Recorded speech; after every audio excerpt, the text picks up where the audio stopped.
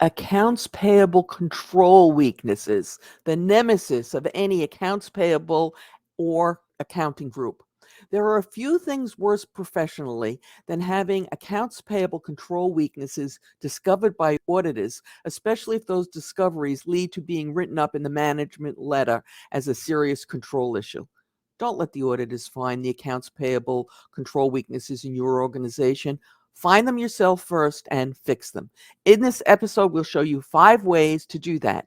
Make sure you stick around until the end when we discuss one simple way that you can do, and it is frequently overlooked by companies, and there's really no reason to overlook it. Hey guys, I'm Mary Schaefer, founder of AP Now, the place where we curate the latest business intelligence for those who work in, manage, or have responsibility for the accounts payable function. Okay, step number 1. Review your separation of duties. See who has access to what and make sure that your separation of duties is maintained across the entire accounts payable and payment function. If you don't, it's possible that somebody will be able to get in and manipulate your system. Without it, if you have perfect separation of duties, collusion will be necessary. So you need to see who has access to what. Now, many times an organization will set up perfect separation of duties, and then they give 1 or 2 people, usually in our case in the accounts payable space, the accounts payable manager or the controller, access to everything. And when I ask them why they've done this, they usually tell me, well, it makes it easier to train new employees, which it does. It makes it easier at month end or quarter end or year end if the manager or the controller has to jump in and help get all the invoices entered if they're running behind or whatever. And all those are accurate reasons. However, they do not trump appropriate separation of duties. So you want to review your separation of duties, see who has access to what, to who does what, and make sure it's perfect. Now, sometimes in a smaller organization, you won't be able to have that perfect separation of duties, and then you have to set up what's called compensating controls to kind of verify and make sure that nothing slipped through.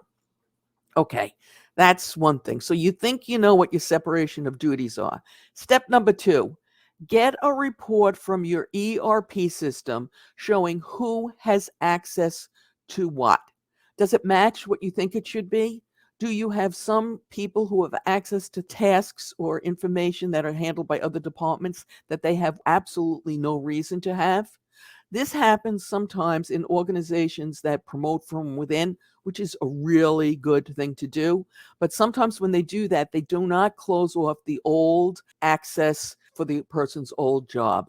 I know one company who shared with me that the first time they ran this report, they had people who, come to them right out of high school or right out of college. They'd worked there 20 years and they had access to over 50% of their ERP system. Now, there's another way that you might know that you have this problem within your own department. This is, by the way, a company-wide thing with the ERP system, accounts payable being just one of them. But this is how you might know you have it within your own department. Let's say you've hired somebody from another department, a department that you have a lot of interactive work with.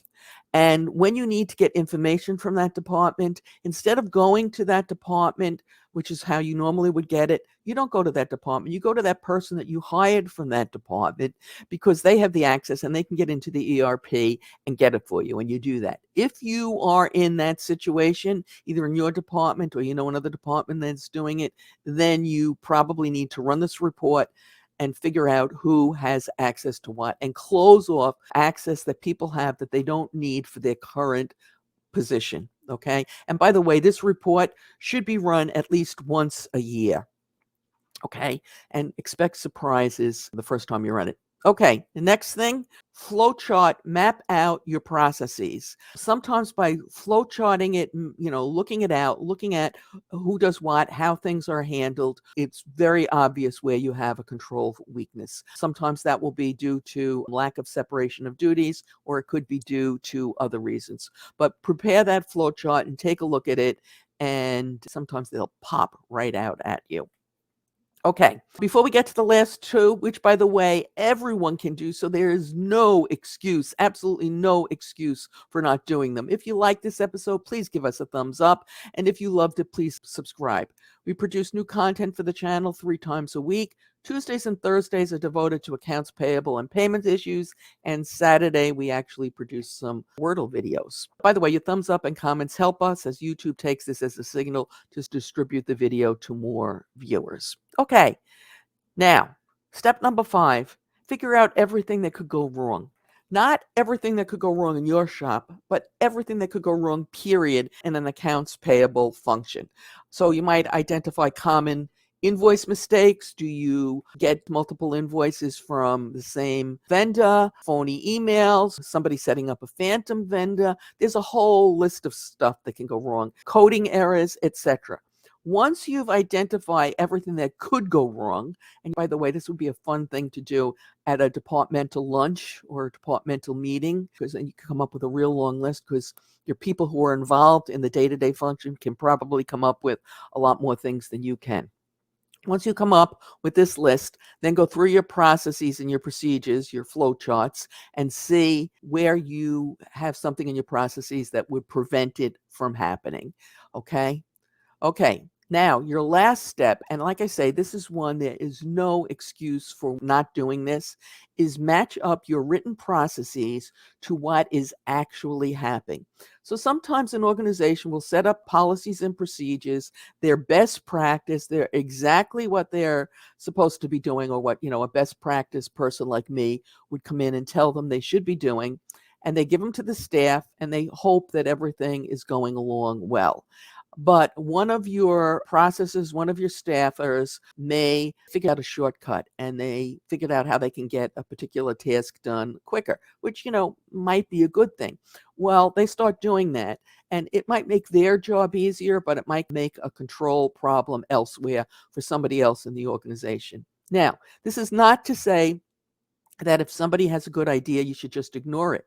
No, they should be encouraged to bring it to the manager and make sure manager review it. And if it's good, then everybody will start using it, not just this one person. So you want to periodically audit your staff to see that they are doing what you have delineated in your policies and procedures. Also, it's a good way to find somebody who doesn't quite understand something. Maybe they were new when you hired them and they didn't want to appear stupid, so they didn't ask too many questions, and now they've ended up doing something wrong. So periodically, with each person on staff, you want to sit with them, kind of audit what they're doing, kind of like a surprise audit. You don't have to sit there that long, half an hour, you're convinced that they're doing things right, and then you can move on.